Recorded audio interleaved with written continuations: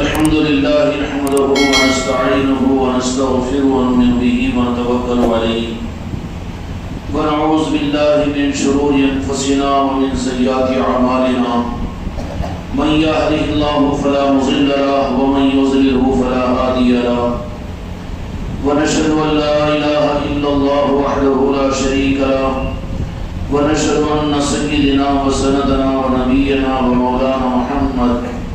ومولانا محمدا بارك وسلم تسليما كثيرا كثيرا. أما بعد فأعوذ بالله من الشيطان الرجيم بسم الله الرحمن الرحيم.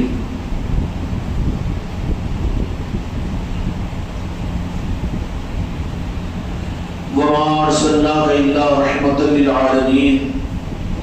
وقال الله تبارك وتعالى في القرآن العظيم والفرقان الحميد ورفعنا لك ذكرك فإن مع العسر يسرا إن مع العسر يسرا فإذا فرغت فانصب وإلى ربك فارغب.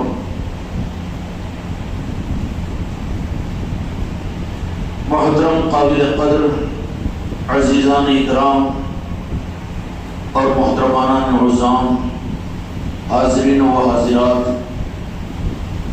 رب جلیل اور رب کریم کا یہ احسان و کرم ہے کہ اللہ تبارک و تعالیٰ نے ان اعمال میں جس عمل پر رب اللہ اور ہمارا خالق اور مالک سب سے زیادہ راضی اور سب سے زیادہ خوش ہوتا ہے، اس عمل کے کرنے کے لیے اور اس عمل میں شریک ہونے کے لیے اللہ تعالیٰ نے ہم کو اور آپ کی یہ زندگی میں موقع عطا فرما دیا ہے. ویسے اللہ تبارک و تعالیٰ نے احکامات بے شمار دیے ہیں. قرآن مجید کے اندر میں 30 پارے ہیں اور احادیث نبویہ کی صورت میں پوری شریعت مصطفیٰ ہیں. یہ سب کچھ حقیقت کے اعتبار سے اللہ تبارک و تعالیٰ کے احکامات ہیں. ان احکامات پر اللہ تعالیٰ کی طرف سے بدلہ اور ان احکامات کے پورا ہونے پر خدا پاک کی طرف سے پکڑ، اس کی تفصیل قرآن و حدیث کے اندر میں موجود ہے اور ہمارے اور آپ کے علم میں بھی ہے کہ اعمال کو اگر کریں گے تو اس پر اللہ کی طرف سے کیا جزا ملے گی، اور بدعملیوں کے راستے پر چلیں گے یا اعمال کو چھوڑیں گے تو اس پر کیا سزا ہوگی.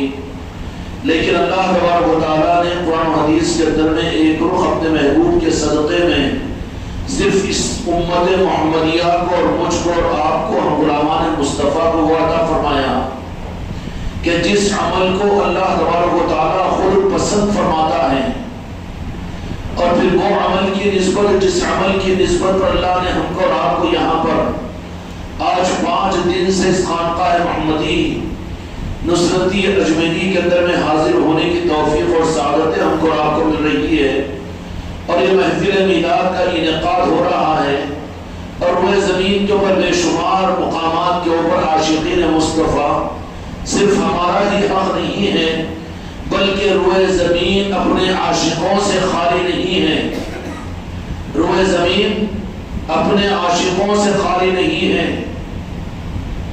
جس طریقے سے روئے زمین کو اللہ تبارک و تعالیٰ نے محروم نہیں کیا بارش سے، اور جس طرح سے اللہ تبارک و تعالیٰ نے روئے زمین کو آسمان کے سورج سے محروم نہیں کیا، اور جس طرح زمین کو اللہ تبارک و تعالیٰ نے نباتات اور جمادات اور حیوانات سے محروم نہیں کیا، اسی طریقے سے روئے زمین کو اللہ تبارک و تعالیٰ نے قیامت تک کے لیے زمین کی چاہت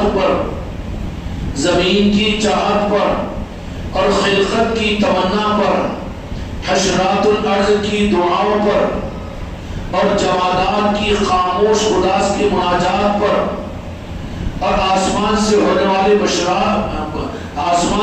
والے بارش کے قطرات کی سمسماہٹ پر، ان سب کی کل التجا رب کی بارگاہ میں یہی ہوتی ہے کہ یا اللہ تو نے جس مقصد کے لیے کائنات کو پیدا کیا، زمین کے ذرات بھی اس التجا میں مشغول، درختوں کے پتے بھی اس خواہش کے اندر میں منہمک، اور پہاڑ اور جمادات اور حیوانات اور حشرات الارض اور پرندے بھی اس بات کی خواہش میں جیتے ہیں کہ یا اللہ ہمارے پیدا کرنے کے مقصد کو، اس لیے کہ تیرا اگر مقصد پورا نہ ہوگا تو ہم جانتے ہیں کہ کائنات باقی نہیں رہے گی.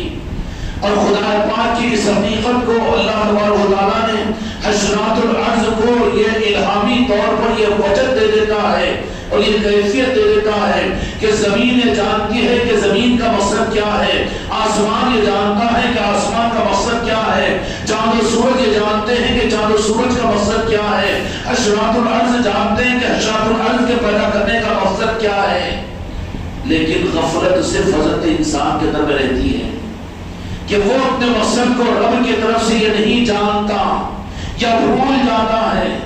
وہ یہ سمجھتا ہے کہ زمین میرے لیے پیدا ہوئی ہے اور میں اپنے لیے پیدا ہوا ہوں اور میں جنت کے لیے پیدا ہوا ہوں، یا میں اپنے کھانے کمانے کے لیے پیدا ہوا ہوں، یا میں اپنی زندگی گزارنے کے لیے پیدا ہوا ہوں۔ یہ سب سے بڑی غفلت ہے انسان کی۔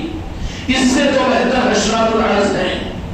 اس مقصد کے نہ جاننے پر انسان سے بہتر، اس لیے قرآن میں ناراض مت ہو میرے بچوں، میرے بھائیوں، میرے بزرگوں، میں مانتا ہوں کہ میں سے عمر کے بڑے لوگ بھی موجود ہیں، علم میں بھی مجھ سے بڑے موجود ہیں، لیکن رب العالمین نے بہت غصے میں آ کر بیان فرمایا، کل ہوا کل انام، کہ انسان اگر اپنا مقصد نہ پہچانے تو تم سے تو جانور، کتے اور سور بہتر ہے۔ یہ انسان ظلم اور جہولا ہے کہ اگر یہ انسان خود اپنے مقصد کو نہ پہچانے تو اس سے بہتر جنگلی جانور، اس سے بہتر گلی میں گھومنے والے کتے اور اس سے بہتر زمین پر رہنے والے جانور، حشرات الارض اور درندے اور کتے اور بھیڑیے ہیں۔ کل انام، بل ہوا کل انام۔ قرآن مجید میں اللہ نے فرمایا کہ تم سے بہتر تو اور مخلوقات ہے۔ کیوں؟ کس معنی میں؟ جبکہ اسی قرآن مجید کے اندر اللہ تبارک و تعالیٰ نے فرما دیا لقد خلقنا الانسان فی احسن تقویم، کہ ہم نے حضرت انسان کو بہترین صورت میں پیدا کیا۔ ایک طرف میں تعریف ہے اور دوسری طرف میں اس انسان کے اوپر تنقید ہے۔ یہ دو احکامات کہاں متفق ہوں گے؟ ایک انسان کو منتقل ہوتے ہیں، اگر یہ انسان اپنے مقصد زندگی کو پہچانے تو خدا کی قسم یہ فرشتوں سے اعلیٰ ہے، مرائے اعلیٰ کا مسجود ہے۔ اللہ نے اس بنی آدم کو اور حضرت آدم کو سجدہ کروایا فرشتوں کا، یہ قابل تعظیم ہے، قابل احترام ہے۔ لیکن سارے قرآن کے 30 پاروں کے بعد میں آدمی قرآن کو تو جان لے، حدیث کو تو جان لے، علم کو جان لے، دنیا کی ڈگریوں کو حاصل کر لے اور دین کو بھی حاصل کر لے، دنیا کو بھی حاصل کر لے، لیکن یہ انسان سے چوک ہو سکتی ہے۔ ظلوماً جہولا فرمایا، خدا ہماری اور آپ کی جہالت کو بھی ختم فرمائے۔ فلاسفر علم والا نہیں ہے خدا کی نظر میں، پروفیسر یہ خدا کی نظر میں علم والا نہیں ہے، بخاری اور مسلم اور مشکات کا جاننے والا پڑھنے والا یہ علم والا نہیں ہے، قرآن کی تفسیر کا جاننے والا یہ علم والا نہیں ہے، بلکہ رب کی نظر میں جو جاہل ہے وہ اپنے مقصد کو نہ پہچاننے والا ہے۔ اور یہ غلطی ایک دنیاوی جاہل سے بھی ہو سکتی ہے، مجھ سے تم سے بھی ہو سکتی ہے، تمہاری میری اولاد اور بیوی بچوں سے بھی ہو سکتی ہے، اور یہ غلطی وقت کے بڑے علماء اور وقت کے بڑے دنیا کے قابل انسان اور دنیا کے حکمرانوں سے بھی ہو سکتی ہے کہ جو سب کچھ جانے لیکن اپنے مقصد کو نہ جانے۔ اللہ تبارک و تعالیٰ نے ایک طرف میں فرما دیا لقد خلقنا الانسان فی احسن تقویم، کہ اپنے انسان کو بہترین صورت میں پیدا فرمایا۔ اللہ تیرا یہ کون سا موڈ ہے کہ تو بہترین فرما دیا اور ملکوت کا مسجود بنا دیا اور وہ ملکوت کے ذریعے سے سجدہ کروا دیا، کروایا کہ نہیں کروایا؟ اور دوسری طرف ان انسانوں کے بارے میں آگے قرآن مجید کے اندر اللہ تبارک و تعالیٰ فرما رہا ہے، قرآن پاک کا پیغام ہے، کھیل و تماشا نہیں ہے، کسی تفسیر کی بات اور کسی صوفیہ اکرام کے اقوال یا کسی خاکہ والے کی بات عرض نہیں کر رہا ہوں۔ جس قرآن کے ایک لفظ پر تمہارا میرا ایمان اور ایک لفظ کا انکار کفر تک پہنچا دے گا اور ایمان کے حدود سے باہر کر دے گا، کیوں میں قرآن پاک کے ایمان ہے کہ نہیں؟ اس قرآن میں ایک طرف تو اللہ تبارک و تعالیٰ یہ فرما رہا ہے لقد خلقنا الانسان فی احسن تقویم، ہم نے بہترین صورت میں انسان کو پیدا کیا۔ اللہ لقد کہ ہم تاکید کے ساتھ فرما رہا ہے کہ بے شک کہ ہم نے بہترین صورت میں انسان کو پیدا کیا۔ تعریف کر رہا ہے اللہ تبارک و تعالیٰ۔ ایک باپ کی اولاد ہو یا تمہاری ہماری اولاد ہو، ایک لمحہ پہلے تو کہے کہ میرا جگر گوشہ، میرا نظر پارا، اور میرے سب آنکھوں پر، اور میری محبت کا مرکز، میرا وارث، سب کچھ، اور بس ایک پلک مارنے کے بعد میں کہے، ایک پلک مارنے کے بعد میں کہے کتنا بدنصیب ہوگا وہ بچہ کہ ایسی اولاد پیدا نہ ہوگی تو اچھا تھا۔ دونوں جملوں میں فرق معلوم ہے آپ کو، ہے کہ نہیں؟ فرق معلوم ہے؟ یہاں بیانات کے سننے کے لیے نہیں آ رہے، اس لیے ادھر دیکھو اور سمجھ لو، اپنے دل و دماغ میں بٹھاؤ ان چیزوں کو۔ عقیدوں کی اصلاح کے لیے ہم یہاں آ رہے ہیں، اور میرے مصطفیٰ کی عظمت اور محبت اور میلاد کی خیرات لینے کے لیے ہم آ رہے ہیں۔ یہ علم کی مجلس سے نہیں ہے کہ تم کو دھواندار تقریر کر کے علم کے رکات کچھ دے دو کہ تم بیٹھ جائے گھنٹہ 2 گھنٹے اور جب باہر نکل جائے تو تمہارا ذہن کم از کم ان چیزوں کا اثر تمہارے دلوں پر اتنا پن چڑھے اور اتنا دماغوں کے اوپر ٹیس ہو کہ کم از کم نکل کر اپنے ٹھنڈے بستر پر اپنے سونے سے پہلے تھوڑا سا فکر تو کریں اور یہ نشہ تو چڑھے کہ واقعی کوئی بات ہم نے سنی، واقعی جو ہماری اصلاح کی چیز ہے۔ اگر یہ نہیں تو میرا کہنا بیکار ہے، ثواب کے لیے نہیں ہے۔ یہ خانقاہ محمدی کی محفل میلاد ثواب کے لیے نہیں منائی جا رہی ہے، یہ مقصد کو پورا کرنے کے لیے منائی جا رہی ہے۔ ثواب کے لیے جو آ رہا ہے نہ آئے، وہ اپنے گھر میں بیٹھ کر نفل پڑھنے ثواب مل جائے گا،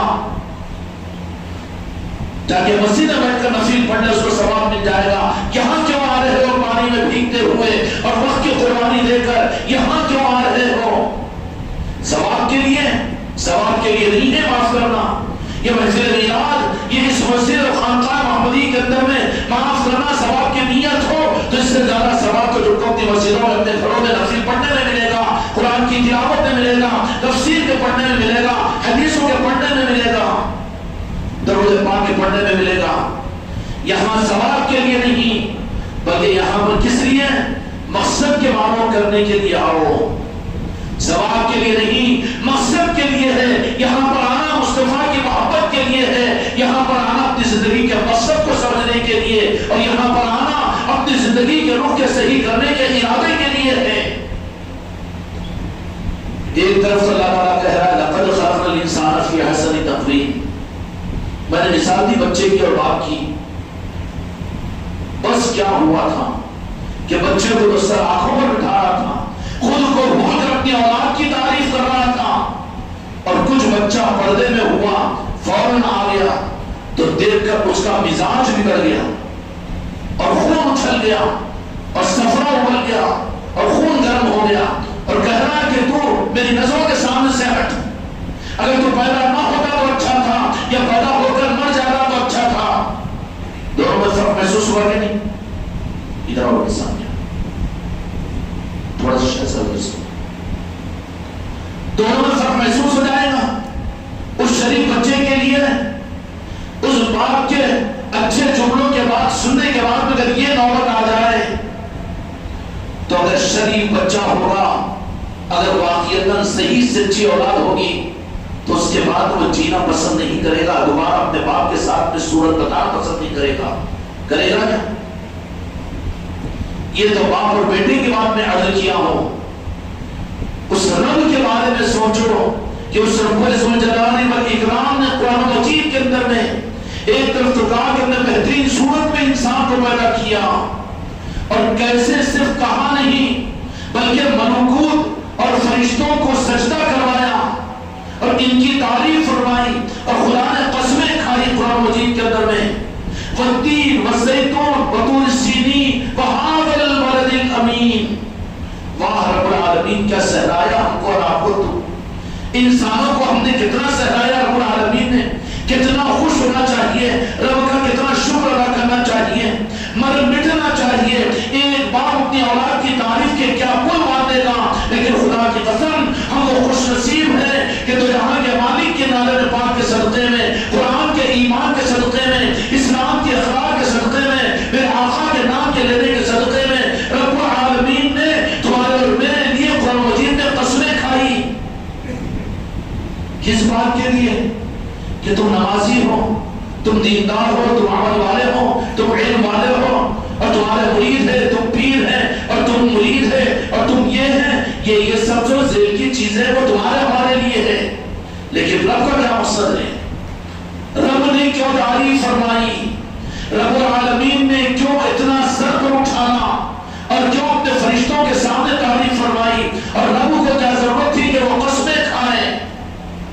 ایک ایک کلمہ گو کے لیے اللہ تبارک و تعالیٰ نے قسمیں کھائی، والتین والزیتون وطور سینین وہذا البلد الامین، 4 دفعہ 4 چیزوں کی قسمیں کھا کر رب کو وہ کون سا روح بتانا تھا اپنے بندوں کو کہ خدا خود تاکید اور انسپیکشن کے لیے اللہ نے خود قسمیں کھائی۔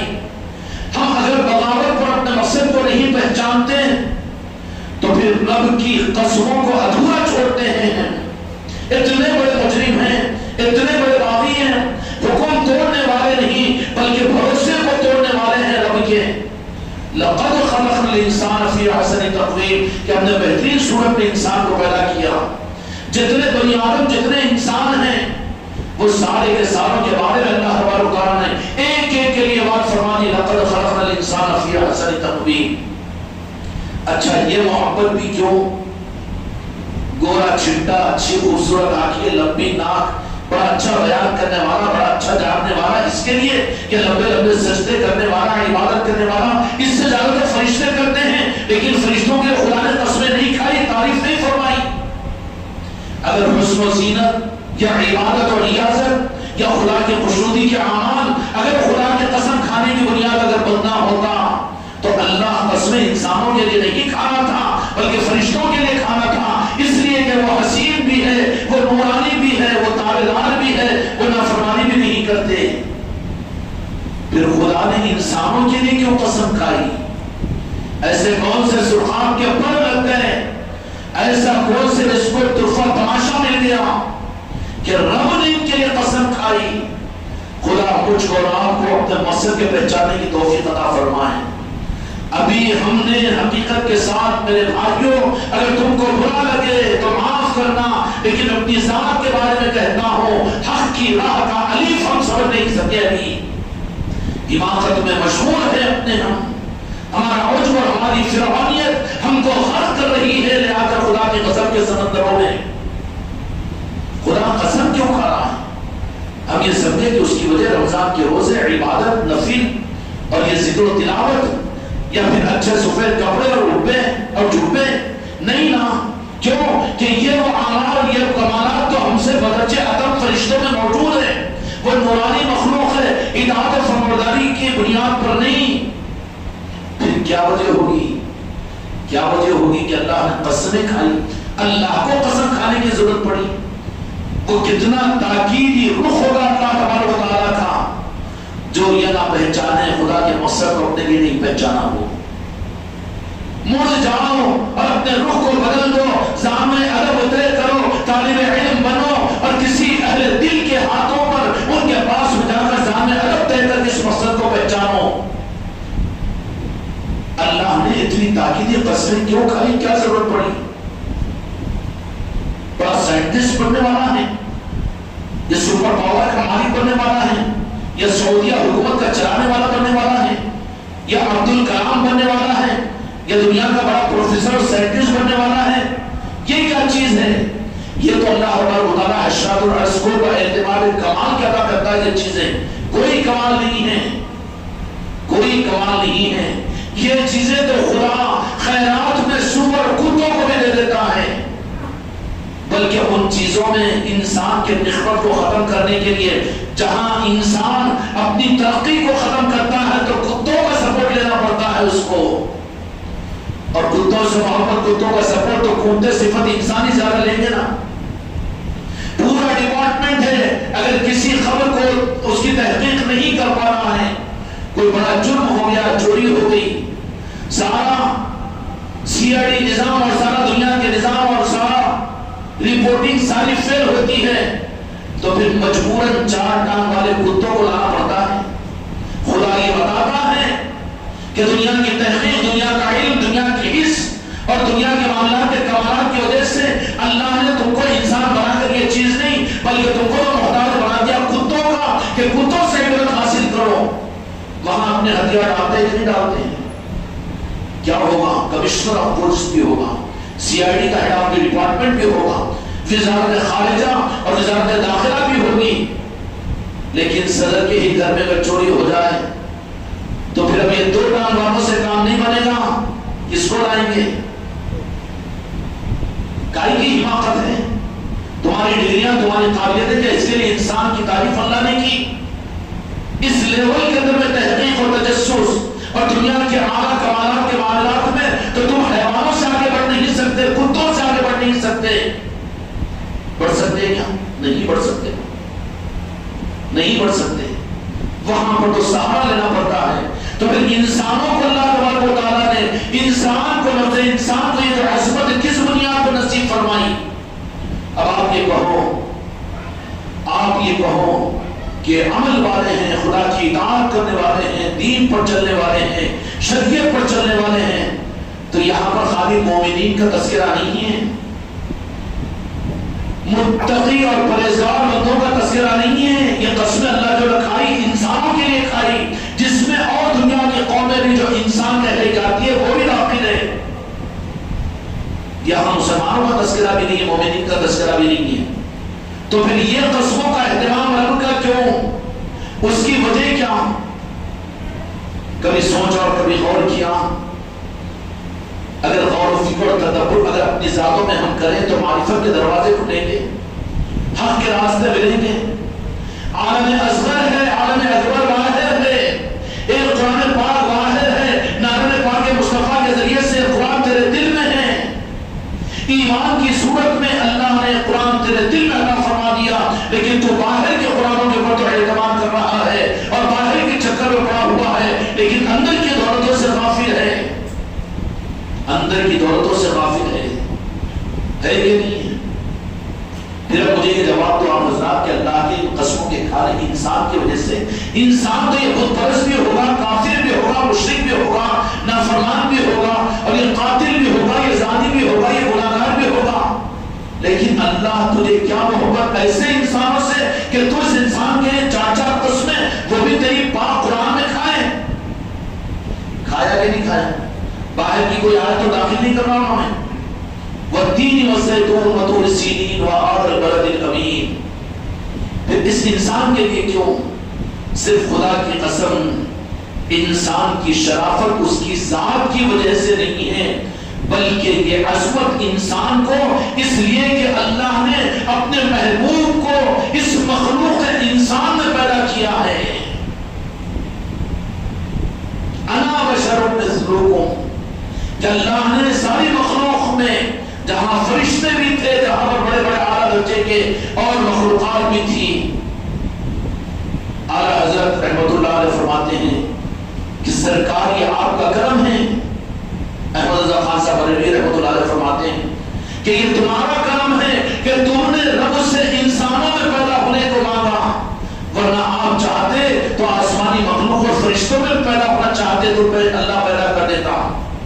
تو انسانیت کی شرف اور انسانوں کی عظمتیں اور انسانوں کے لیے جو خدا نے قسمیں کھائی اس کا رمز معلوم ہوا، اس لیے کہ اللہ کو ان انسانوں سے اتنی محبت کی خدا کی قسم، اس کی وجہ نہ ان کے کمالات ہے، نہ ان کی عبادت، نہ ان کا علم، نہ ان کی وجاہت، نہ ان کی حکومت، نہ ان کی ترقی، بلکہ صرف اور صرف اللہ کو ان انسانوں سے محبت کی واحد وجہ یہ کہ اللہ نے اپنے محبوب کی مرضی پر انسانوں میں اپنے کو ظاہر کرنے کا اللہ سے حکم اور اللہ تبارک و تعالیٰ نے فیصلہ کیا. تو اسی وجہ سے اپنے محبوب کو انسانوں میں اللہ تبارک و تعالیٰ ظاہر کیا. مبشرا ونذیرا وداعیا الی اللہ باذنہ سراجا ومنیرا، کہ ہم نے انسانوں کے اندر میں انسانوں کے درمیان اپنے محبوب کو روانہ کیا. تو وجہ عظمت انسان کی، کافروں کو بھی اس رخ کے اوپر اللہ کے پاس عظمت حاصل ہے، فاسقوں اور فاجر اور گناہگاروں کو، مسلمانوں کو بھی اس رخ کے اعتبار سے عظمت حاصل ہے کہ اسی مخلوق انسان میں اللہ تبارک و تعالیٰ نے اپنے محبوب کو بھیجا ہے. تو وجوہ عظمت اور وجوہ فضیلت قرآن پاک کے مطابق میں تمہاری میری کوئی اور چیز نہیں ہو سکتی، بلکہ صرف اللہ کو جو محبت اور عظمت کی بنیاد اللہ کے پاس میں ہے وہ اس لیے کہ انسانوں میں اللہ نے اپنے محبوب کو روانہ فرمایا. اگر فرشتوں میں آ جاتے تو لٹکتے رہ جاتے، یہ تو ٹانگ کے چوہے. کون سی عظمت؟ دنیا کو فتح کر رہے ہیں ہم، آسمانوں پر چاند پر چل جا رہے ہیں. اپنی اوقات میں آئے انسان، تیری عظمت جو کائنات کے کارخانے کو چلایا وہ تیری وجہ سے نہیں بلکہ تیری عظمت کی بنیاد کہ اللہ نے اپنے محبوب کو انسانوں میں بھیجا ہے. سمجھ میں آئی؟ انسانوں کی عظمت کے لیے قسم جو کھایا اللہ تبارک و تعالیٰ نے، اس کی وجہ انسانوں کے اندر اللہ نے اپنے محبوب کو میرے آقا دو جہاں کے مالک محمد رسول اللہ صلی اللہ علیہ وسلم کو مبعوث فرمایا. اس کے لیے انسانوں کو شرفیت ملی، افضلیت ملی، عظمت ملی، اللہ کی نگاہ میں مقام ملا. اور انسانوں میں پیدا فرمانے کے بعد میں کہ اللہ تبارک و تعالیٰ نے پھر ان کو عقل سلیم بھی عطا فرمائی، عقل سلیم بھی عطا فرمائی، علم بھی عطا فرمایا، علم بھی عطا فرمایا، حس بھی عطا فرمائی، تھوک کر قدم رکھنے کا مزاج بھی عطا کیا. یہ بھی اللہ تبارک و تعالیٰ کی طرف سے نعمتیں مل گئی کہ کہیں ناقدری نہ ہو جائے، کہیں ناقدری نہ ہو جائے. اس کے بعد میں پھر ان کے لیے اللہ تعالیٰ نے نبیوں کو بھیجا دنیا میں کہ جاؤ یہ اپنے مقصد کو نہ بھلا دے. صرف اپنے اترانے پر قوم عاد کی طرح سے بڑے بڑے پہاڑ بنا کر اپنے کو بڑا انجینئر سمجھ کر نہیں برباد کر دیں گے ہم. قوم لوط کی طرح سے بڑے بڑے محلات بنا کر، شداد کے جیسے بڑی بڑی جنتوں کو بنا کر، اور پھر قارون کی طرح سے خزانوں کو جمع کر کے، فرعون کے جیسی حکومتوں کو تاج کو حاصل کر کے یہ سمجھے کہ ہم بہترین انسان ہیں. ہٹو ایسے انسانوں کو تو ہم پیدا سے لوٹ دیں گے، زمین کے زلزلوں میں برباد کر دیں گے، ہم پھر مخلوقات کے عذاب میں تہس و نحس کر دیں گے، پانی کا طوفان لا کے برباد کریں گے، زمین کے زلزلوں سے برباد کر دیں گے، اور فرشتوں کی چیخوں سے برباد کر دیں گے. پھر ہماری طرف سے تمہاری بربادی کو تمہیں کوئی بچانے والا نہیں ہوگا، اس لیے کہ تم نے مقصد نہیں پہچانا. اللہ مقصد کو پہچاننے لگا دے. کیا مقصد ہے؟ وہ بات کو یاد رکھیے کہ ہماری افضلیت اور اشرفیت کی وجہ، ہماری شرافت اور ہماری عظمت کی وجہ، اور انسانوں کی عظمتوں پر خدا کے اور رب کے قسم کھانے کی وجہ، خدا کی قسم واحد یہ ہے کہ اللہ کو اس مخلوق سے پیار ہو گیا، اس لیے کہ اپنے محبوب کو حضرت انسان کے درمیان میں بھیجا اور انسان کی بشریت کی صورت میں بھیجا. سمجھ میں آئی بات؟ آدم علیہ السلام کو جب نور مصطفیٰ نے لا کر کو تفصیل آئی تھی اس کی، اب حضرت آدم علیہ السلام نے پھول نہیں سمانے، جدھر کو جاتے ہیں فرشتے بھی سلام کرتے ہیں، جدھر کو جاتے ہیں درخت اور پہاڑ اور پتے بھی سلام کرتے ہیں. اب بڑے میاں کی طرف پھول کھل رہے ہیں، ارے ماشاءاللہ، ارے ماشاءاللہ، خوش ہو رہے ہیں. اور خوش ہونا چاہیے. کیوں؟ کہ حقیقی خوشی اگر مل جائے تو خوشیاں مناؤ. میلاد مصطفیٰ اگر مل جائے، ربیع الاول کا مہینہ مل جائے تو خدا کی قسم، خدا کی نعمتوں میں سب سے بڑی نعمت ساری کائنات کے لیے میرے مصطفیٰ کی ذات ہے، جو اس میں خوش نہ ہو اس سے زیادہ بدنصیب کوئی اور نہیں، اس سے زیادہ بدنصیب کوئی اور نہیں. اور سب مل کر غم کا کتا خوشی منانا یہ عنوان نہیں ہے. ہر ایک انڈیویجول انفرادی طور پر مسرور اور خوشیوں کا اظہار کریں، اپنی اولاد کے سامنے، اپنے بیوی کے سامنے، اپنے بچوں کے سامنے، اپنے محلے والوں کے سامنے، اپنے دوست احباب کے سامنے، اپنی گفتگو میں، اپنے کھانے میں، اپنے پینے میں، اپنے رہنے میں، اپنے گراہک کے ساتھ میں اور اپنے ملازمتوں کے ساتھ میں، ہر ایک جگہ ربیع الاول کی خوشیوں کا یہ اظہار کرے. یہ تیری زندگی کے حق کا ہونے کا ثبوت ہے. صرف خانقاہ میں آگے بیان کر رہا ہے، بیٹھ کر یہیں پر نعتیں پڑھ رہا ہے اور یہیں پر بیانوں کو سنتا ہے اور یہیں پر صلاۃ و سلام، اس کے بعد میں گمپا کتا یہیں پر گھنٹے ڈیڑھ گھنٹے کا، باقی 23 گھنٹے بغاوت کیے تو منہ پر مار دیے جائیں گے. چاہتے ہیں کہ ہم انسان ہیں اور انسان ہونے کے ساتھ میں رب کائنات میں کرم فرما کر اگر نسبت مصطفیٰ اگر عطا فرما دیا ہو تو اس کا شکرانہ یہ ہے کہ ہم، اور حقیقت یہ ہے کہ روئے زمین کے اوپر خدا پاک کی طرف سے اپنے بندوں کو اور ساری مخلوق کو خدا نے جب سب سے زیادہ خوش کرنے کا ارادہ کیا تو خدا نے مخلوقات کو لالچ دی. اور مخلوقات چونکہ رب کی منشا کو پہچانتے تھے، رب کی منشا کو پہچانتے تھے، اللہ نے زمین و آسمان کو پیدا کیا تو زمین نے تفاخر کے ساتھ میں آسمان کے سامنے کہا کہ میں بچھی بھی رہتی ہوں، عاجزی میرے اندر میں ہے. تو آسمان نے کہا کہ میرے اندر میں فقر ہے اس لیے کہ میں تنا ہوا رہتا ہوں. زمین نے کہا کہ میں لوگوں کو جو میرے سینے کو چیرتا ہے میں ان کو غذائیں دیتی ہوں. آسمان آسمان نے کہا کہ میں آسمان سے پانی کو برساتا ہوں، مکالمہ ہوا۔ عبداللہ شاہ صاحب محدث رکعت رحمۃ اللہ نے نقل کیا اس کو، احادیث میں آتا ہے زمین اپنی خصوصیات بیان کر رہی ہے، آسمان اپنی خصوصیات، وہ اپنی خصوصیات میں ہے، وہ اپنی خصوصیات میں۔ ارے جھوٹے مومن، کبھی تم نے اپنے بیوی کے سامنے کہا ظالموں کہ مجھے فخر اس بات پر کہ میرے مصطفیٰ کا میں غلام ہوں؟ اپنی اولاد کے سامنے کہا میں پی ایچ ڈی ہوں اور میں دنیا کا بڑا کروڑپتی اور لکھپتی ہوں، بیگم جتنا چاہو سونا میں تم کو دلا دوں اور جتنا اچھا چاہے کھلا دوں؟ یہ سب تو کتے اور سکروں کی باتوں کو کر رہا ہے، لیکن تجھے موقع ملا کہ اپنی اولاد کے سامنے کہے کہ میرا فخر یہ ہے کہ میں تو جہاں کے مالک کا نام لیوا غلام مصطفیٰ ہوں۔ اگر یہ نہیں کہا تو ظلم ہے ابھی تیرا، پھر تیری نعتیں اور تیرا ذکر اور تیرا عمل کوئی کام نہیں آئیں گے۔ اقرار کر اس بات کا اور اظہار کر، اس لیے کہ اللہ تبارک و تعالیٰ نے فرمایا فَأَمَّا بِنِعْمَتِ رَبِّكَ فَحَدِّثْ۔ قرآن مجید کے تیسرے پارے کی آیت ہے فَأَمَّا بِنِعْمَتِ رَبِّكَ فَحَدِّثْ۔ اب یہ آیتیں تو سن کر آپ لوگ ذرا تعجب تو کرتے ہوں گے کہ یہ سب کچھ اتنی کھلی ہوئی آیتیں قرآن پاک میں ہیں، تو پھر یہ قرآن کا علم ہمارے سامنے کیوں نہیں آتا، کیوں چھپا دیا جاتا ہے؟ فَأَمَّا بِنِعْمَتِ رَبِّكَ فَحَدِّثْ، جس کا مفہوم یہ ہے کہ جن کو ہم نعمت عطا فرمائیں ان نعمتوں کو وہ اس کو استعمال کر کے اس کو ظاہر کرو۔ فَأَمَّا بِنِعْمَتِ رَبِّكَ فَحَدِّثْ، کہ ظاہر کرو اس کو۔ غلامی اگر میرے آقا کے ملی ہو تو چھپا کے رکھنے کے لیے نہیں، صرف خانقاہ میں صلاۃ و سلام پڑھنے کے لیے نہیں، اور صرف خانقاہ میں درود کے رستے بھیجنے کے لیے نہیں، اور صرف بیان کرنے کے اچھل کود کر اس کے لیے نہیں ہے، بلکہ فحدث کا مطلب یہ ہے کہ تم جہاں پر ہو وہاں پر اس نعمت کا حق ادا کرنے کا، اس کا اظہار کرو۔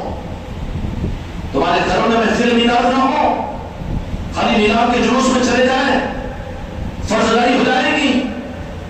پھر اپنے بیوی بچوں کو لے کر راجہ شاہ ولی کے آستانے پر جاؤ اور کہو اس لیے کہ یہاں کے مالک کے نام لیوا غلام ہیں، انہوں نے ہم کو کلمہ دیا ہے۔ یہ بھی تمہارا فحدث کے اندر میں شامل ہوگا۔ اپنے گھر میں رسم بچھاؤ، خانقاہ والوں کو نہ بلاؤ، کسی اور کو نہ بلاؤ، میلاد پارٹی والوں کو نہ بلاؤ، لیکن بیگم کہے کہ کیا بات ہے، آج کیا بات ہے؟ کہو کہ آج فحدث کا اس تقاضے کو پورا کرنے کے لیے میرے مصطفیٰ کی غلامی کا ثبوت دینے اور ان کی محبت کا اقرار کرنے کے لیے میں دسترخوان بچھایا ہوں، اور آنے والوں کو میرے آقا کی عظمت کے ترانے ان کے سامنے گاؤں گا اور ان کے سامنے میرے آقا کی نعمت کا اظہار کروں گا۔ فَأَمَّا بِنِعْمَتِ رَبِّكَ فَحَدِّثْ، ہر ایمان والے پر فرض ہے۔ ہاں اب ہم کیا اظہار کرتے ہیں؟ کتنا اچھا گھر بنایا تھا، کوئی 21 سال میں بن گیا، کتنے اچھے پلنگ، کتنے اچھے صوفے، کتنی اچھی گاڑی، کتنا اچھا اے سی، اور کتنا اچھا، تو کتنا برا ہے پاگل، یہ گھر تو رہ جائے گا، تو چلا جائے گا۔ تو کتنا اچھا ہے، تیرا قلب کتنا اچھا ہے، یہ سوچ تو وہ اچھوں کے درمیان شمار ہوگا رب کے پاس میں۔ یہ اچھا اچھا بنا کر جو لچا بن کر رہا تیری قبر میں کام نہیں آئے گا، اور رب کے پاس میں اس کی بنیاد پر تیرے لیے فیصلہ نہیں کیا جائے گا، بلکہ یہ اچھی چیزوں کے اندر میں تو لچا بن کر رہا، اپنی زندگی کے مقصد کو نہیں پہچانا۔ فَأَمَّا بِنِعْمَتِ رَبِّكَ فَحَدِّثْ کے اندر اس تقاضے کو پورا نہیں کیا، کیوں کہ سب سے بڑی نعمت آدمی جو سمجھے گا۔ اب گھر کے اندر میں آپ کے کوئی آیا ہے، آپ کیا کریں گے؟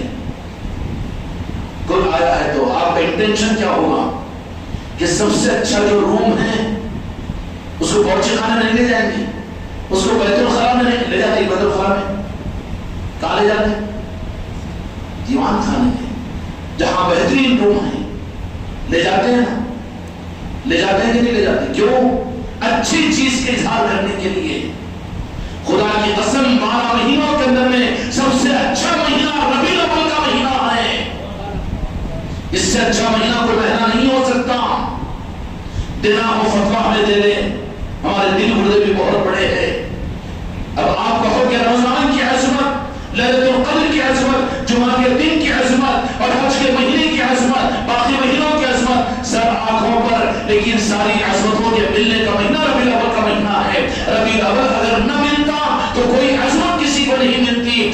میرے مصطفیٰ کی نسبت اگر نہ ملتی تو انسان کو بھی عظمت نہیں ملتی.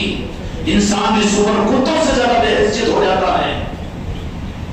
تو ربیع الاول کا مہینہ تو ایمان والوں کی پھرتی کا مہینہ ہونا چاہیے, گرمی کا مہینہ ہونا چاہیے. لیکن بہت دور نکل گئی ہے آج امت. رمضان میں تراویحاں کم, خریدیاں زیادہ. برادران وطن میں سمجھ جاتے ہیں کہ رمضان کا مہینہ ہے, لیکن کیا ہماری زندگیاں اس بات کا پہچان کا ذریعہ بنی ہوئی ہے؟ کوئی پہچاننے کا کسی کو موقع مل رہا ہے؟ کیوں ان کے گھر پر نشان, کیوں ان کے گھر پر لائٹیں, اور کیوں ان کے چہروں پر مسکراہٹیں, اور کیوں ان کی خوشیوں کا یہ ماحول, اور کیوں یہ اور سسرال پہچان لے, میکہ پہچان لے, دوست پہچان لے, رشتہ دار پہچان لے کہ کیا بات ہے, تو ان کو خاموش پیغام دے فَأَمَّا بِنِعْمَتِ رَبِّكَ فَحَدِّثْ. اس لیے کہ سب سے بڑی نعمت جو اللہ نے ہم کو عطا فرمائی وہ ہمارے آقا کی صورت میں اس میلاد مبارک کے مہینے میں عطا کی ہے. اس کی تحدید سے نعمت میں اس نعمت کو ظاہر کر رہے ہیں. اس لیے مر جاؤ مگر ربیع الاول کے مہینے کو جانے مت دو. اپنے گھر میں ظاہر کرو, اپنے خاندان میں ظاہر کرو, اپنے محلے میں ظاہر کرو, امت کو بتا دو کہ خدا کی سب سے بڑی نعمت کی صورت میں اللہ کے خزانے میں, اور کہہ دو خدا کے خزانے میں خدا کی قسم, رب کی قسم, عرش و کرسی کی قسم, اپنے محبوب سے زیادہ مقدس نعمت کوئی نعمت نہیں ہے. جب زمین نے کہا کہ یہ میرے اوپر کی خصوصیت یہ, آسمان ایک وقت پر آیا اور آسمان جب یہ کہہ دیا کہ اے زمین زیادہ کھیر مت بگار, آسمان بھی غصے میں نہیں آئے گا کیونکہ میرا مقصد صحیح ہے. مقصد حق کے قاتل کچھ کمی زدیوں کو سمجھنے کے لیے برداشت کر لیا جاتا ہے, برداشت کر لیا جاتا ہے. تو آسمان نے کہا کہ عرش اور رب میرے اوپر رہتا ہے, زمین تیرے پاس بھی کیا ہے؟ سمجھ میں آیا؟ آج تو شرطہ ہے محفل میلاد میں آنے کے لیے, محفل میلاد کے کرانے کے لیے چھپتا, چور کی طرح سے چھپتا ہے, اور ایک دن آئے تو 4 دن آنے کی تمنا کرتا ہے. یہ تو محرومیوں کی راستے کی بات ہے. آسمان نے کہہ دیا کہ عرش کرسی میرے اوپر ہے, رب میرے اوپر جلوہ افروز ہے. تو آسمان نے جب یہ کہہ دیا زمین سے, سمجھ میں آ رہی کہ نہیں آئی کہ عرش و کرسی میرے اوپر ہے اور اللہ تعالیٰ میرے اوپر جلوہ افروز رہتا ہے. اب ہم آپ سے اگر آپ ہم سے اگر پوچھو تو ذرا ہم تو چکر میں ڈال دیں گے تم کو. اللہ کا رہتا ہے, عرش و کرسی پر رہتا ہے کیا؟ بتاؤ ذرا. عرش و کرسی پر اگر اس کو مانتے ہیں تو پھر ہر جگہ حاضر و ناظر کیسے مانیں گے؟ عرش و کرسی پر اگر مانتے ہو تو عرش و کرسی ہے کتنی بڑی, کیا اللہ اتنا ہی ہے جو عرش و کرسی میں آ جائے؟ دے سکتے ہیں کیا جواب؟ یہ دے سکتے ہیں توحید والے جواب؟ نہیں, مگر ہم سوالات نہیں کرتے, الجھانا نہیں چاہتے ہیں, ہمارا مزاج نہیں ہے. ہم تو دوا لے کر گھوم رہے ہیں کہ بیماروں کو ان کی بیماریوں سے کھیلنا مقصود نہیں ہے ہم کو, بلکہ ان بیماروں کو تو دوا دینا مقصود ہے. اگر ڈاکٹر اور حکیم خود بیماروں سے کھیلنا شروع کر دے تو پھر بیچارے بیماروں کا کیا حال ہوگا؟ توحید کی چکر میں جو ہے بیچارے, قرآن کی چکر میں. خدا عرش و کرسی پر ہی ہے. خدا یا بیچارہ اس سے زیادہ نیچے اتر جاؤ, ہم تو عرش و کرسی پر گئے ہوئے نہیں ہیں. تو کیا ہے بیت اللہ, کعبۃ اللہ, اللہ کا گھر.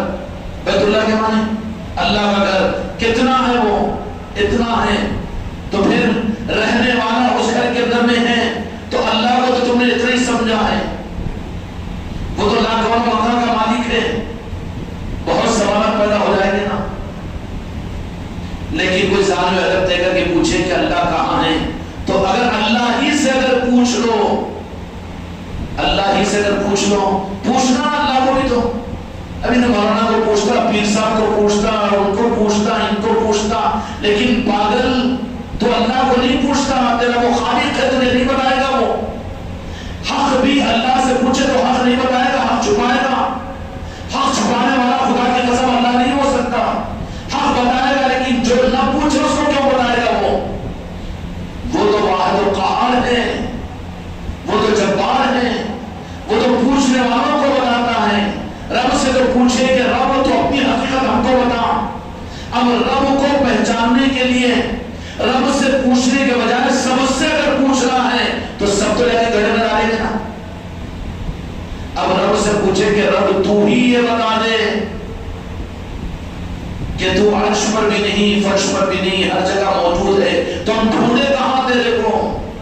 مسلمان مسجدوں میں ڈھونڈ رہے ہیں، مندروں میں غیر مسلم ڈھونڈ رہے ہیں، گرجا گھروں میں عیسائی ڈھونڈ رہے ہیں، ہر ایک اپنی جگہ جو ڈھونڈ رہے ہیں، لیکن تو چھپ کر بیٹھا کہاں ہے کہ کسی کو ملتا ہی نہیں ہے؟ تو ملا کہ کسی کو اتنا ذکر کرتے روزانہ کہ ملا کی دکھا کی اتنی مجلسیں سجاتے ہو، اتنا خانقاہ کے نظام میں چلتے ہو راتوں دن، دکھا کی وہ ملا کی قانونی نہیں اس کا؟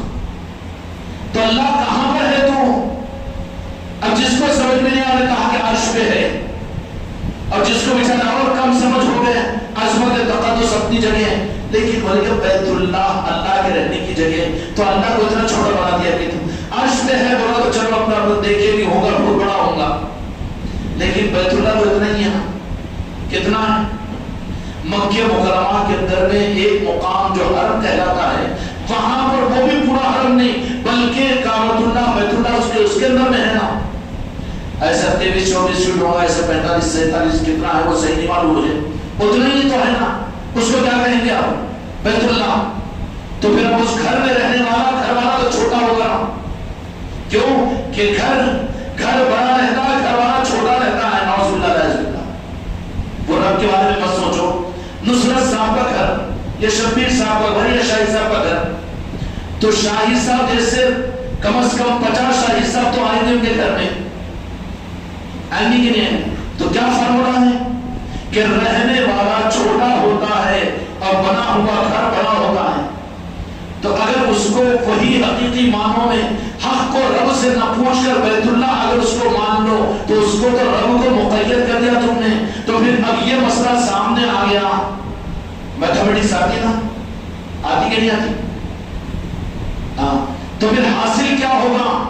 اب رب سے پوچھنا نا، اب ان سے پوچھے اور ان سے پوچھے تو چکر میں ڈالیں گے، ہندو آئے گا اپنا دھرم بتائے گا، عیسائی آئے گا اپنا دھرم بتائے گا، مجوسی آئے گا اپنا دھرم بتائے گا، مولوی اپنا دھرم بتائے گا، پیر اپنا نظام بتائے گا، اور بیچارہ انہیں تو ایک بغیر پیدے کا لوڑا ڈاکٹر ذاکر نائک تو انہیں تو اس کی بات تو ایک الگ ہی ہے، نہ ادھر کی نہ ادھر کی، ایک بات میں 4 باتیں ادھر کے، ایک کا پر، ایک کی چونچ، ایک کی ٹانگ، ارے بابا یہ کیا چیز ہے؟ خیر آسمان نے کہا کہ عرش الہی مجھ پر ہے اور عرش کرسی ہم پر ہے، اللہ کی جلوہ افروزی بھی ہم پر ہوتی ہے۔ اچھا وہ عنوان وہیں پر رہ گیا کہ بیت اللہ، اب تو سمجھنا بے چین ہو کر پوچھنا نا کہ چلو کس سے بھی نہ کو پوچھو، ہر جگہ دھوکا ہوگا، لیکن اللہ سے پوچھو، اس پر تو اعتماد ہوگا نا، اللہ سے پوچھنا کہ یا اللہ نہ مندروں والوں کو مل رہا ہے نہ مسجد والوں کو، اچھا مسجد والوں کو مل رہا ہے کیا؟ اچھا امام حرم کو بھی اللہ دکھا کے پوچھ لو، نہیں نا، نہیں نا، یا مسجد کے امام صاحب ہمیشہ کی نماز کو یہ پڑھیں گے ان کو اللہ دکھا کی بولو تھا، نہیں اللہ تو نہیں دکھا انہیں، تو اللہ تبارک و تعالیٰ تیرا فلسفہ کیا ہے؟ تو ہے کہاں آخر؟ اللہ سے پوچھنا چاہیے نا، تو اللہ تبارک و تعالیٰ کیا کہے گا؟ چکر میں ڈالنے کے بعد میں بھی اللہ کہے گا کہ یہ تو میں پہلے ہی قدم پر تجھے بتا دیا تھا کہ میں کہاں ہوں، تیری بے وقوفی ہے کہ تجھے حق دینے کے باوجود تجھے شوق ہے گھومنے کا، دنیا میں گمراہ ہونے کا، تو گھومتا رہے، میں کیا کروں؟ یا اللہ تو نے مجھے کہاں بتایا؟ تو اللہ کیا کہے گا کہ پوچھ بابا آدم سے، اچھا وہ نہیں پوچھتا وہاں پر جا کے تیری اوقات نہیں ہے، تو پھر مسلمان بنا ہے تو تجھے مسلمان نے کیا پڑھایا؟ لا الہ الا اللہ محمد رسول اللہ،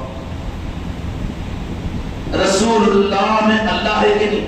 محمد رسول اللہ، اللہ ہے کہ نہیں؟ اللہ ہے، اپنے وجود کو بنوایا نہیں ہے کوئی معبود سوائے میرے، میں خالق ہوں، میں رب ہوں، میں مالک ہوں، میں 70 ماہ سے زیادہ محبت رکھتا ہوں، لیکن مجھے جو ملے گا اور مجھے جو پائے گا اور میں جہاں پر ملوں گا تو میرے محبوب کی ذات ہے۔ کوئی مشکل تو نہیں ہے نا، کوئی مشکل تو نہیں ہے نا۔ اب میرے آقا کی ذات کو چھوڑ کر، میلاد کو چھوڑ کر، عشق مصطفیٰ کو چھوڑ کر دنیا میں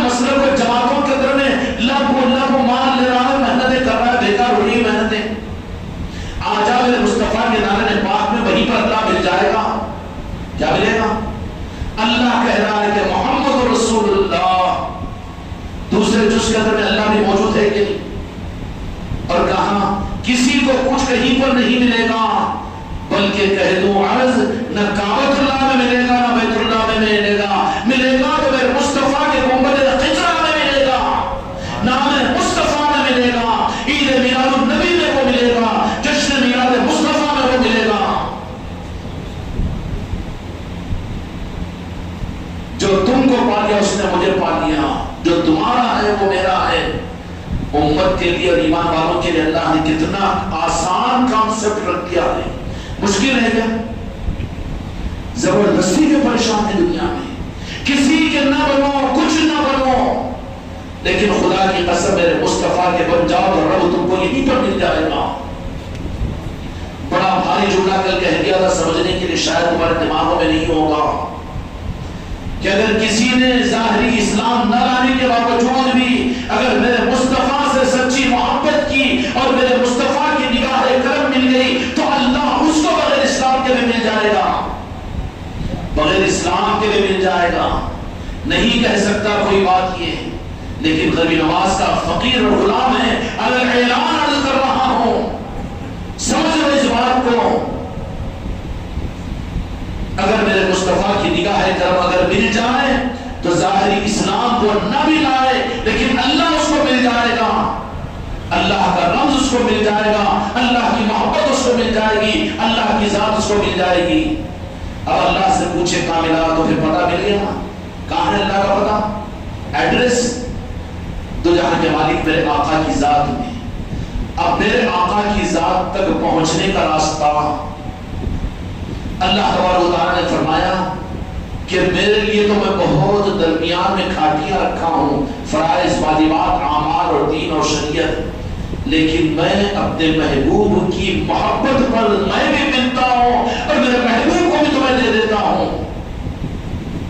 محبت دین کا وہ آسان رخ ہے، دین کا وہ آسان رخ ہے، لیکن یہ دین کے آسان روح کو دین کے دشمن سب سے زیادہ جانتے ہیں.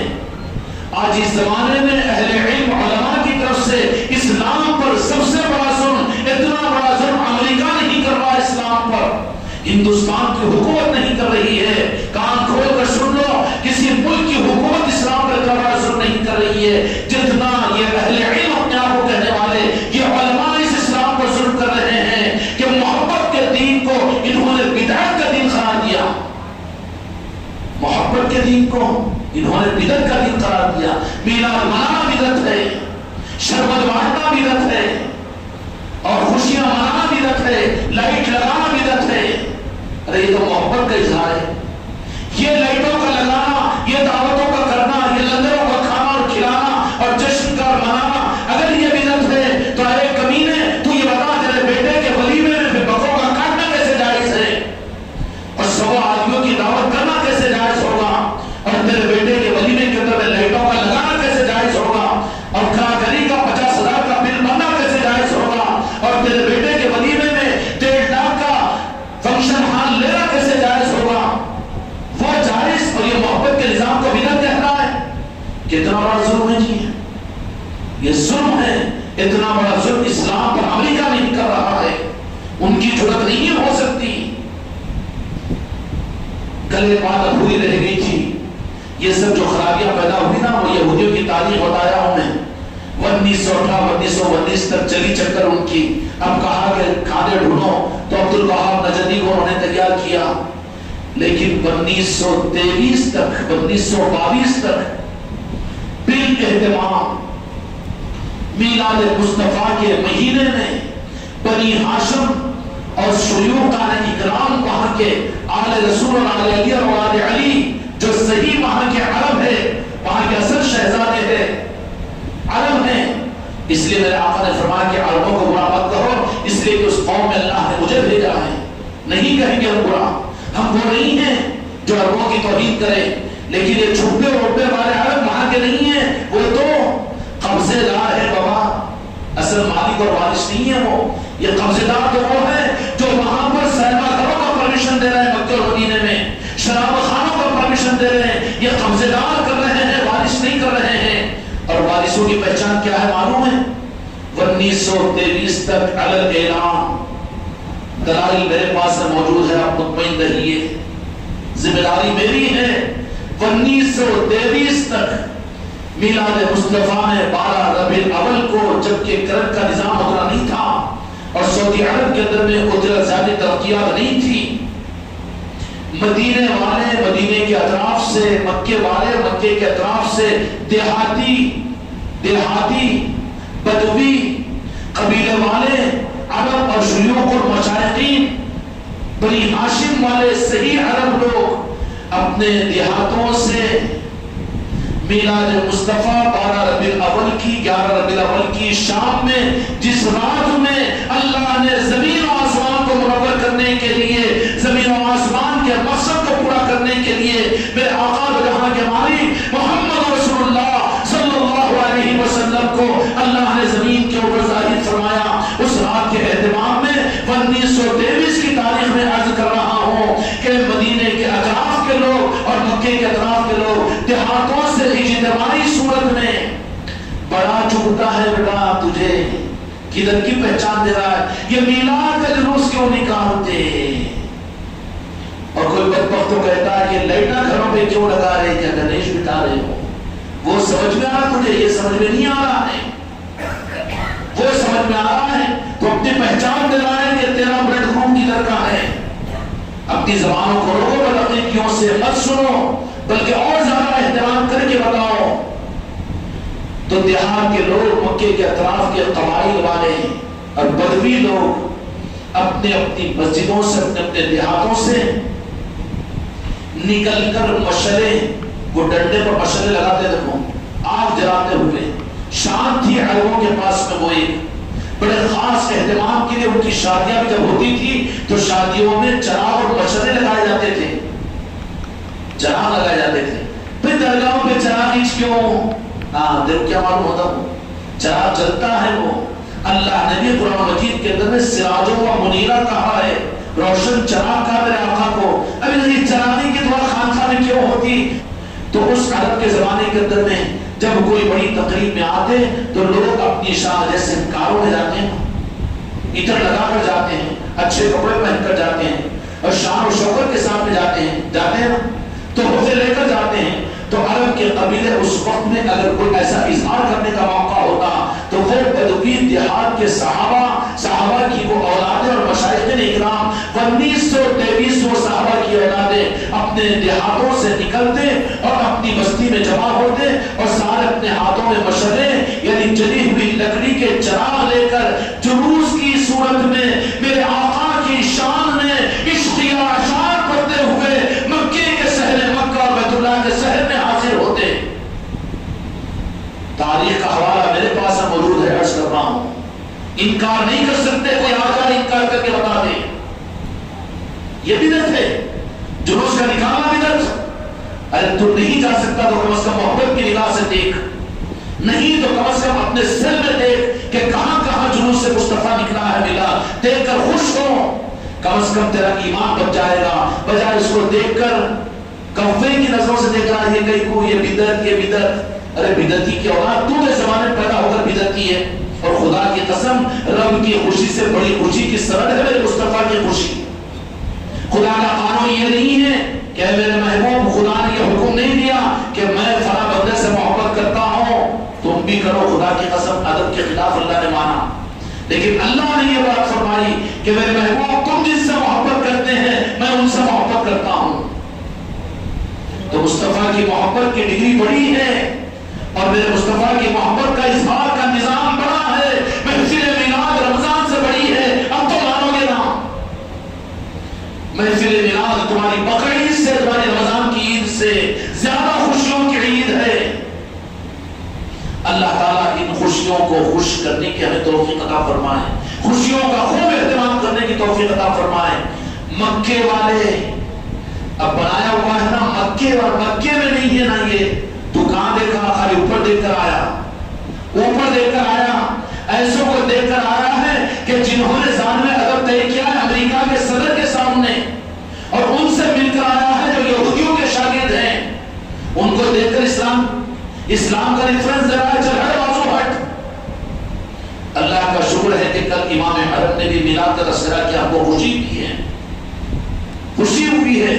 مسجد نبوی میں میلاد مصطفیٰ کا تذکرہ ہوا، ہم خوش ہوئے ہیں۔ پنجتن پاک کا تذکرہ ہوتا ہے، ہم خوش ہوتے ہیں۔ آل علی اور آل علی کا تذکرہ ہوتا ہے، کیونکہ حق وہی ہے، اس کے علاوہ سے کچھ حق نہیں ہے کہیں پر بھی۔ حق بہت دور نکل چکا ہے، اسلام کے نام پر اسلام باقی رہا، اسلام حقیقت میں بہت دور نکل چکا ہے وہ۔ تو 1919 کی بات کر رہا ہوں، کعبۃ اللہ میں سارے لوگ 11 ربیع الاول کو جمع ہو جاتے ہیں۔ بہت چبھے گا نا کہ بھئی یہاں کے لوگ جمع ہو گئے تو ہو گئے، مگر کیوں نصرت بھی پوری خانقاہوں کے مریدوں کو بھی بلا رہے؟ ارے سنت مکہ پوری کر رہے ہیں، سنت مدینہ کو پوری کر رہے ہیں۔ میرے مصطفیٰ ضرور اپنی نگاہ ڈال کر ہم کو خیرات اور بھیک ادا کریں گے۔ یہ سنت ہے جس کو تم نے ختم کیا۔ تم لوگ اپنے مسلک اور جماعتوں کو لا کے مجموعوں کو جمع کرتے ہیں دین کے نام پر، لیکن تمہیں توفیق نہیں ہوتی نام مصطفیٰ میلاد کے عنوان پر تم مجموعوں کو جمع کرو۔ کیوں؟ یہاں پر جمع ہوں گے، میرے مصطفیٰ ایک نگاہ ڈالیں گے، کروڑوں پر ایک نگاہ کافی ہو جائے گی ان کے لیے، ان کی محبت میں جمع ہونے والے رب کے بھی پسندیدہ بندے بن جاتے ہیں۔ صحن مکہ کے اندر میں سارے لوگ جمع ہوتے، اور رات اندھیرے کے اندر میں جب میرے آقا دو جہاں کے مالک محمد رسول اللہ صلی اللہ علیہ وسلم کی تولد کا جشن آمد رسول اللہ ہی اللہ، جشن آمد رسول اللہ ہی اللہ، رات بھر 1918-1919 کی بات کعبۃ اللہ کی عرض کر رہا ہوں، رات بھر محفل نعتیہ کلام پڑھا جاتا تھا، عربی بڑے بڑے شعراء ناخواہ وہاں پر نعتیں پڑھا کرتے تھے، اور رات بھر یہ محفل ہوتی۔ اور جس وقت میں صبح کے سویرے سویرے آمنہ کا دلالہ، عبداللہ کا راج دلالہ بن کر خواجہ ابو مطلب کے پودے بن کر جو دنیا میں تشریف لائے، اس سحر کے وقت میں یہ پورا قافلہ ان مشروں، کیسا منظر ہوگا جی؟ ذرا یاد کرو، جاؤ ادھر۔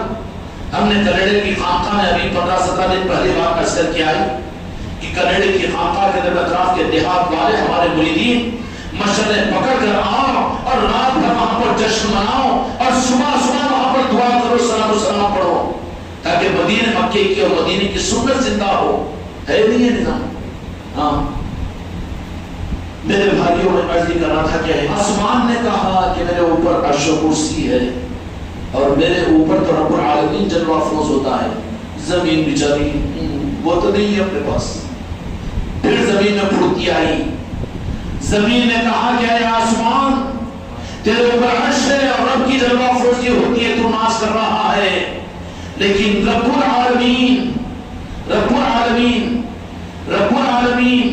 اپنے حبیب پاک جو خلق کائنات کے وجوہ کائنات ہے، جن کے صدقے میں آسمان کو عرش و کرسی پر اللہ نے پیدا کیا، اس حبیب پاک محمد رسول اللہ صلی اللہ علیہ وسلم کو اللہ میلاد پاک کے مہینے میں دنیا میں مبعوث کرے گا، اور وہ میرے اوپر رہیں گے، اور خدا لے نہیں لے گا، بلکہ آپ کا روضہ مقدس قوت خضرا کی زمین پر ہوگا، آسمان پر نہیں ہوگا۔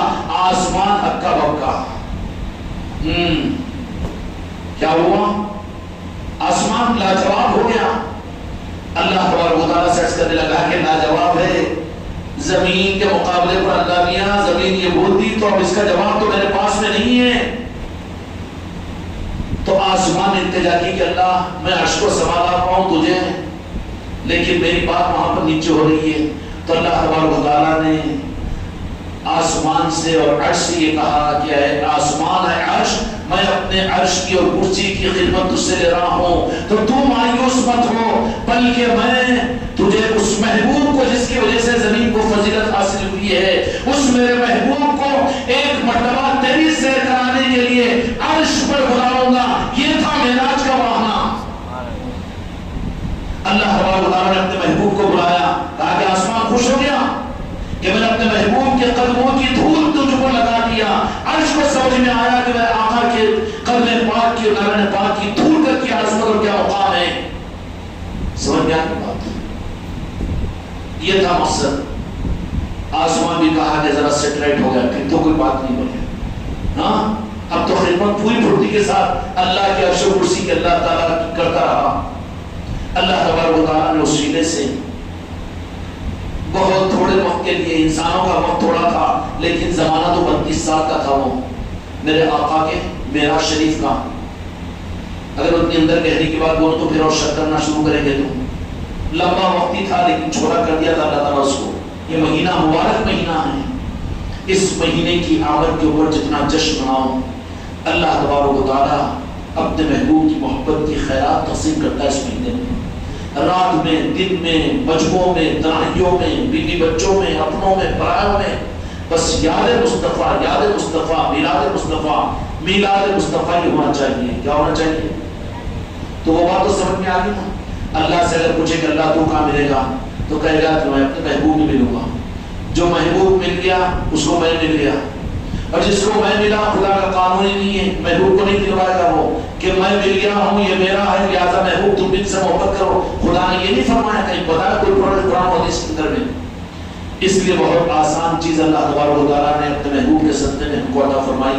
وہ یہ ہے کہ میرے محبوب سے، میرے محبوب کی نسبت جب تم کو میں نے عطا کی ہے تو میرے محبوب کی امتیوں، تم میرے محبوب سے ٹوٹ کر محبت کر لو. تم کہاں عبادت کے قابل، تم کہاں چلنے کے قابل، اور تم کہاں اس قابل کہ میں تم کو جنت میں ڈالوں، تم کہاں اس قابل کہ میں تم کو میری جہنم سے بچاؤں. اوقات ہے تمہاری. بنی اسرائیل کی وہ امت ہے جن کو ہزار برس کی عمر اللہ نے عطا فرمائی، ان میں سے ایسے لوگ بھی اور ایسے عابد بھی تھے، ایسے زاہد بھی تھے جو 83 برس تک اللہ کی عبادت بغیر کسی رکاوٹ کے کیا کرتے تھے. 40 سال تک گھوڑے کی پیٹھ کے اوپر ریاضتیں کرتے اور جہاد کرتے. ایسی وہ امتیں گزری ہیں ان کے مقابلے میں تمہاری میری ٹمٹماتا ہوا چراغ جل بھی رہا تو بیٹا ٹم ٹم ٹم ٹم، بخار آئی تو جھولتا، پاؤں درد ہو گئے تو ٹیڑھا ہو جاتا، چھینکا آ گئے تو پریشان ہو جاتا. ٹمٹماتا وہ چراغ نہیں ہے. ایک دن اچھا تو 8 دن بیمار. پھر ہماری کیا اوقات ہے کہ اللہ کو راضی کر سکے، لیکن خدا نے ہم کو محروم نہیں کیا. ایک ایسا مقررہ فرما دیا کہ میرے محبوب کے ساتھ میں ٹوٹ کر دل و جان سے، اپنی جان سے، اپنی مال، اپنی آل اولاد سے اور اپنی سانسوں سے زیادہ میرے محبوب سے محبت کر لو. اگر محبوب سے محبت کرو، میرے محبوب تمہیں اپنی محبت اگر ادا کر دے تو میں بھی تم کو اپنا محبوب بنا دوں گا. سمجھ میں آ گئی؟ بہت شارٹ کٹ ہے. اور اس کے لیے میلاد مصطفیٰ اللہ تبارک و تعالیٰ نے اپنے محبوب کی امت کو عطا فرمایا. مشعلیں جلتی تھی، آتے تھے کعبۃ اللہ کے اندر میں، رات بھر ناتیہ وہاں پر کلام پڑھے جاتے تھے. اس کے بعد پھر وہ ولادت مبارکہ کے موقع پر حضرت آمنہ سلام اللہ علیہ کے مکان پر جہاں پر میرے آقا تولد ہوئے تھے، وہاں پر سارے مکے والے پورے دیہاتی مل کر مشعلوں کا جلوس لے کر وہاں جاتے تھے. حضرت آمنہ سلام اللہ علیہ کے مکان پر جہاں پر آج بھی محسوس بنا ہوا ہے، تالے ڈال کے بہت دور سے جانے لگا کے مگر محفوظ ہے آج بھی، جہاں میرے آقا دنیا میں تشریف لائے، کعبۃ اللہ کے بالکل قریب ہے بائیں جانب میں.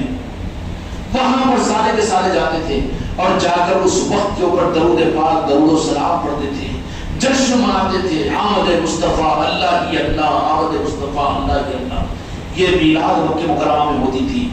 لیکن یہ کٹ پتلیاں، یہ قابضدار جب نجدی اور وہابی آئے اور انہوں نے بہت اچھا کچھ چھپا وہاں پر پھینکا کہ کیا حکومت ہماری، کوشش ہماری، تائید ہماری، حکومت ہم چلائیں گے، لیکن یہ شعبہ دین کے نظام کا، کعبۃ اللہ کی تبلیغ کا اور کعبۃ اللہ کے جو اعمال اور وہاں پر اشعار جو ہوتے ہیں، وہاں جو کعبۃ اللہ کے مراسم ادا ہوتے ہیں، مراسم بولاؤں دل کھول کر درگاہوں پر جو مراسم ہوتے ہیں، چراغی ہوتی ہے، چادر چڑھائی جاتی ہے اور سندل لگایا جاتا ہے تو بہت پیٹ میں دکھ کر چیخو پکار کرتے ہیں. اور ہم بتائیں گے تمہیں کہ کعبۃ اللہ میں بھی مراسم ہوتے ہیں آج بھی، اور مدینہ منورہ کے اندر مراسم ہوتے ہیں. چادر چڑھائی جاتی ہے، پرانی چادر کو اتارا جاتا ہے اور اس کے تبرعات کاٹ کر پوری دنیا کے بادشاہوں کو تقسیم کیا جاتا ہے. یہ مراسم نہیں ہے، یہ وہی مراسم تو اولیاء کے پاس میں ہوتے ہیں، کیونکہ وہ نور والے ہیں تو نور کا نظام آستانوں پر ہے، مسجدوں میں نہیں رہا جو باقی.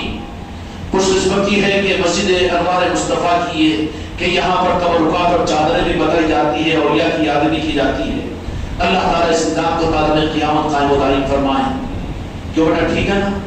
تو اس اہتمام کے ساتھ حضرت آمنہ سلام اللہ علیہ کے پاس میں جلوس جایا کرتا تھا، وہاں شیرنیاں بڑھتی تھی، خوشیاں منائی جاتی تھی، تو حضرت آمنہ کی بھی روح تو خوش ہوتی تھی ہوگی، اور تو جہاں کے مالک میرے آقا بھی تو اپنی امت کی ان خوشیوں کو دیکھ کر خوش ہوتے تھے ہوں گے۔ ارے بوڑھے بڑے بولتے نا جی اگر اپنے بزرگوں کی برسی کرو تو روح گھر پہ آتی ہے، دیکھ کر خوش ہوتی ہے، حقیقت ہے وہ، مگر ان چوروں کو کیا معلوم، بیچاروں کو اپنا پیٹ بھرنا جانتے ہیں، ان کے پیٹ پہ مٹی پڑے گی سب بند کرا دیتے نا، ان کی بات نہ کرو ذرا اپنوں کی بات کرتا ہوں۔ تو جب تمہارے باپ کی روح، تمہاری ماں کی روح تمہارے گھر کے اندر میں اگر برسی منائے اور دعوت کھلائے، لوگوں کو فاتحہ پڑھے تو خوش ہوتی آ کے، تو پھر میرے آقا اپنی امت کے میلاد کے منانے پر خوش نہیں ہوں گے؟ خوش نہیں ہوں گے؟ میرے آقا کی خوشیوں سے امت کو محروم نہ کرو اور خود کو محروم نہ رکھو، اس لیے عزم و ارادہ اور نیت کریں کہ انتظار کرو 11 ربیع الاول کو، کیا کرو؟ انتظار کرو 11 ربیع الاول کو، انتظار کرو 11 ربیع الاول کو کہ وہ وقت آ جائے، وقت مولود، اور اس وقت میں ہم ایک جگہ خوشیاں اور عید منانے کے لیے ہم موجود ہو، نعتیں محفل چل رہی ہو، اور یاد مصطفیٰ میں عید کو منانے کے لیے، عید میلاد النبی کے لیے خانقاہ میں آئے ہوئے ہوں، اور جشن کی صورت میں بچے بھی نئے کپڑے پہنے ہوئے، اور جن کے پاس میں صاف ستھرے کپڑے ہیں وہ صاف ستھرے کپڑے پہنے ہوئے ایک دوسروں کو مبارکبادیاں دے رہے ہوں، ایک دوسروں کو مٹھائیاں کھلا رہے ہوں، اور ایک دوسروں کو خوشخبریاں دے رہے ہوں، ایسے جشن اور عید کا ماحول سرزمین علی آباد کے اوپر خانقاہ محمدی میں ہوگا۔ خبردار خبردار اپنی اولاد کو لے کر پہنچو، ان خوشیوں میں شامل ہو، یہ خوشیاں تم کو دائمی خوشیوں کے پورا کرنے کا ذریعہ بنے گی، اور یہ خوشیاں وہ خوشیاں ہیں کہ جشن میلاد یہ صرف تمہاری طریقت کی چیز نہیں ہے، بلکہ قرآن پاک کا حکم ہے فَبِذَلِكَ فَرْحُوا، کہ ہماری نعمت کے ملنے پر تم خوشیوں کا اظہار کرو۔ مصطفیٰ کا ملنا نعمت نہیں ہے خدا کی، خدا کی قسم سب سے بڑی نعمت ہے، قرآن سے بڑی نعمت ہے، تو خوشیاں منانا قرآن پاک کا حکم کا پورا کرنا ہے۔ کہتے ہیں وہ کہنے دو کہ 11 ربیع الاول کی میلاد کی یہاں کی خوشیاں قرآن پاک کے حکم کی تکمیل ہے۔ عرش والا میں خوش ہوگا، مدینے والے میں خوش ہوں گے، پنجتن پاک میں خوش ہوں گے، اولیاء میں خوش ہوں گے، اور ایمان والے میں خوش ہوں گے، مگر ایک رہے گا جو ناراض رہے گا، اس کو رکھو کونے میں اس دن کے لیے۔ امت کو بتا دیا کہ میرے آنے کی خوشی میں امت کو سنت بنا دیا، میلاد کا دستر بانٹنا، میلاد کے لیے یہ لنگروں کا اہتمام کرنا، یہ سنت مصطفیٰ ہے، سنت صحابہ نہیں بلکہ سنت مصطفیٰ بھی ہے۔ سنت صلاح الدین ایوبی جب فاتحانہ اپنے علاقے میں داخل ہوا تو وہاں کے پہاڑوں کے اوپر ایک جشن منایا جا رہا تھا اس کے بہنوئی کے پاس میں، تو بولے کہ یہ کون سے مہینے میں جشن ہے؟ جب پہاڑوں پر دیکھا تو سبوں بکرے کاٹے جا رہے تھے، جا کر معلوم کیا یہ کیا چیز ہے؟ تو کہا کہ 12 ربیع الاول ہے، آج میلاد مصطفیٰ کی خوشی میں پہاڑوں پر دعوت ہوتی ہے، یہ پرانی سنت ہے، یہ نئے دین والوں کا دین ہے جو یہ کچھ مت کرو بولنے والے۔ اب تم نئے اس زمانے کے دین کو قبول کریں گے یا میرے آقا کے دین کو قبول کریں گے؟ اس لیے میرے بچوں میلاد کی خوشیوں کی شروعات کرو کہ یہاں انشاءاللہ میلاد کی خوشیوں میں ہم بھی شریک رہیں گے، اپنے اعلیٰ اولاد کے ساتھ شریک رہنے کی کوشش کریں گے انشاءاللہ۔ اللہ تعالیٰ ہم سب کو توفیق عطا فرمائے، بحق لا الہ الا اللہ۔